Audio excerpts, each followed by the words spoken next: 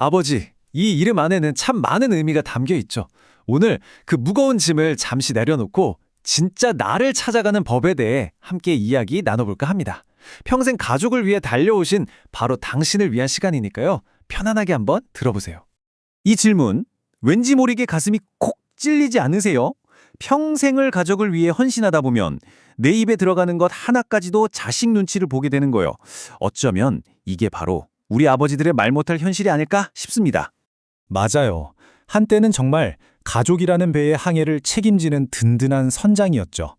그런데 은퇴라는 항구에 도착하고 나니까 마치 내 역할은 다 끝난 것처럼 느껴지는 그 소외감. 특히 아버지가 뭘 하세요? 하는 자식의 무심한 한마디에 가슴이 무너져도 그저 허허 웃어 넘겨야 했던 그 쓸쓸함. 오늘 그 마음에 한번 깊이 다가가 보려고 합니다. 자, 이 숫자 한번 보실까요? 이게 그냥 기분 탓이 아니라는 겁니다. 실제 연구 결과를 보면 중년 남성의 우울 점수가 여성보다 확연히 높게 나타나요. 괜찮다고 아무렇지 않다고 말하는 그 뒤에 사실은 훨씬 더 깊고 어두운 마음의 그늘을 숨기고 있다는 증거겠죠. 아니 그런데 왜 이렇게 힘든 감정을 꾹꾹 눌러담기만 할까요? 그건 아마 우리 사회가 오랫동안 가장에게 요구해온 모습 때문일 겁니다. 우는 건 나약한 거고 힘든 티 나면 안 되고 모든 문제는 말없이 행동으로 해결해야 한다는 그런 압박감 말이에요. 그러다 보니 내 감정이 어떤지 솔직하게 들여다볼 기회조차 갖지 못하게 된 거죠. 그럼 이제 그 감정의 뿌리가 어디서부터 시작되는지 조금 더 깊이 들어가 보겠습니다. 가장 큰 변화는 역시 직함, 그러니까 사회에서 입고 있던 제복을 벗게 되는 그 순간입니다. 72%. 와, 이 숫자 정말 놀랍지 않나요? 열의 7 이상이 내 발로 원해서 나온 게 아니라 어쩔 수 없이 등 떠밀려 직장을 그만뒀다는 뜻이거든요. 이렇게 준비도 없이 맞이한 이별은 훨씬 더 큰 상실감과 막막함으로 다가올 수밖에 없겠죠. 그리고 퇴직과 동시에 딱 마주하게 되는 가장 현실적인 공포, 바로 이 소득 크레바스입니다.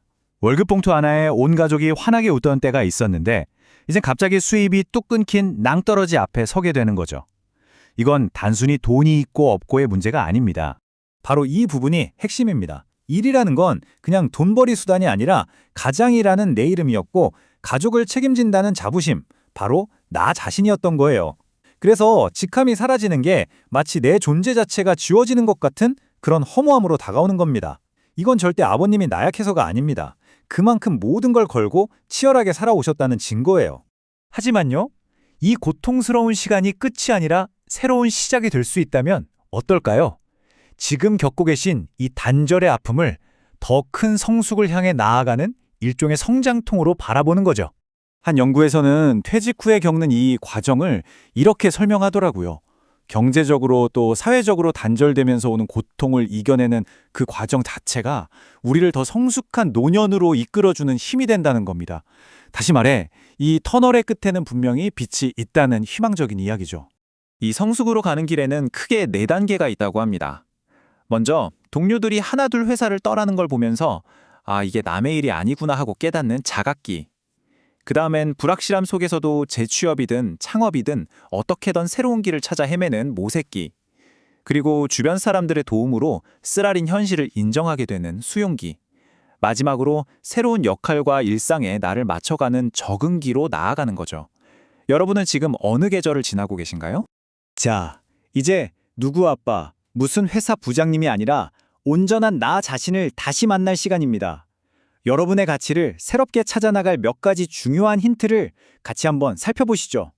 이 저울을 한번 보세요. 참 재밌죠? 50대까지만 해도 돈과 자산 쪽으로 기울어 있던 저울이 60대가 되면 자연스럽게 마음의 평화와 좋은 사람 쪽으로 옮겨갑니다. 돈이 인생의 전부가 아니라는 걸 세월이 가르쳐주는 지혜인 셈이죠. 이 자연스러운 변화의 흐름에 한번 몸을 맡겨보시는 건 어떨까요? 특히 가장 가까이에 있는 배우자와의 사랑도 다시 한번 생각해 볼 필요가 있어요. 사랑의 삼각형 이론이라는 게 있는데요. 오랜 부분은 뜨거운 열정 대신에 깊은 친밀감과 헌신이 남는 우애적 사랑 단계로 가는 게 아주 자연스러운 거래요. 그저 의무감만 남은 공허한 사랑이 되지 않도록 다시 서로 마음을 나누는 대화를 시작하는 게 중요합니다. 그리고 여러분 곁에는 아내만 있는 게 아니잖아요. 연구에 따르면 사람은 대략 7, 8명 정도 마음을 터놓을 친구가 있을 때 가장 안정감을 느낀다고 합니다.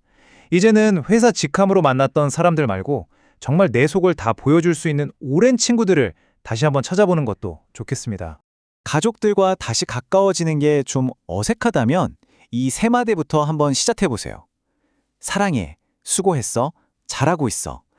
이게 서울 시민들이 가장 듣고 싶어하는 말이래요.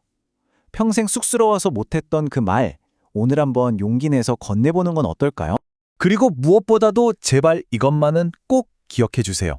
자식한테 짐 될까봐 안 해보기 미안해서 늘 제일 싼 것만 찾지 마세요. 아버님이 먼저 스스로를 귀하게 대접해야 세상도, 가족도 아버님을 존중하고 귀하게 여기는 법입니다. 이제 슬슬 마무리할 시간입니다. 지금까지의 삶이 아버지라는 이름으로 걸어온 길이었다면 이제부터는 여러분의 진짜 이름을 되찾아 걸어갈 시간입니다. 여러분이 살아오신 그 세월은 결코 헛된 시간이 아니었습니다. 그 시간은 그 누구도 따라할 수 없는 깊은 지혜와 연륜으로 여러분 안에 고스란히 새겨져 있습니다. 부디 자부심을 가지세요. 혹시 자식들이 좀 무심하게 굴어도 너무 마음 아파하지 마세요. 그냥 표현이 서툴고 아직 세상을 덜 살아서 그런 것뿐입니다. 이제 남을 위한 삶은 잠시 멈추고요. 온전히 나 자신을 위해 가장 좋은 옷을 입고 가장 맛있는 음식을 당당하게 즐기셨으면 좋겠습니다. 남은 인생, 아버지라는 이름 뒤에 가려져 있던 여러분의 진짜 이름을 찾아가는 그 여정을 제가 진심으로 응원하겠습니다. 이제 누구 아빠가 아닌 여러분의 이름 앞에는 어떤 멋진 수식어를 붙여주고 싶으신가요? 그 답을 찾아가는 앞으로의 모든 날들이 설렘과 행복으로 가득하기를 바랍니다.